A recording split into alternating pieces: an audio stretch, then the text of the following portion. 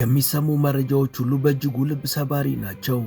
ኢትዮጵያውያን ወጣቶች የተሻለ የሥራ ዕድል ፍለጋ በሚል አደገኛ በሆነ ሁኔታ ውስጥ አልፈው በሕገወጥ መንገድ ወደ መካከለኛው ምስራቅ በተለይ ደግሞ ወደ ሳውዲ አረቢያ እንዲሁም ወደ ደቡብ አፍሪካና አውሮፓ ዘውትር የሕይወት ዋጋን ከፍለው ይሰደዳሉ።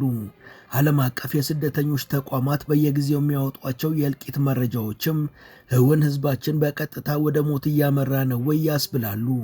ዛምቢያ ውስጥ 27 ኢትዮጵያውያን ስደተኞች በረሃብና በድካም ምክንያት ሞተው ተገኙ።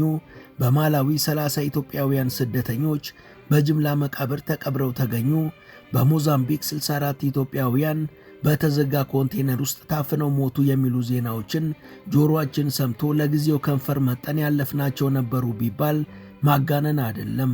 ባለፈው ዓመት ወርሃ ሰኔም አብዛኞቹ ኢትዮጵያውያን የሆኑ ስደተኞችን አሳፍራ ስትጓዝ የነበረች ጀልባ ከየመን የባህር ዳርቻ አቅራቢያ ተገልብጣ ቢያንስ የ49 ሰዎች ሕይወት ተቀጥፏል።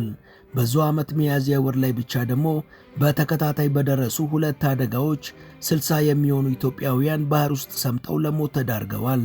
ከ3 ወር በፊት በወርሃ ጥር ደግሞ በየመን ዱባቤ ባህር ዳርቻ ላይ 35 ኢትዮጵያውያን ስደተኞችን ይዞ እየተጓዘ የነበረ ጀልባ ሰጥሞ 20 ኢትዮጵያውያን ስደተኞች መሞታቸው ተገልጿል።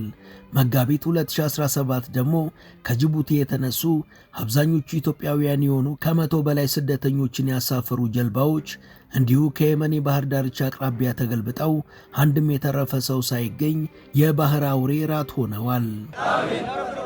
Trapped in Yemen, one of the most dangerous countries in the world, there's little these Ethiopian migrants can do except pray under the hot sun.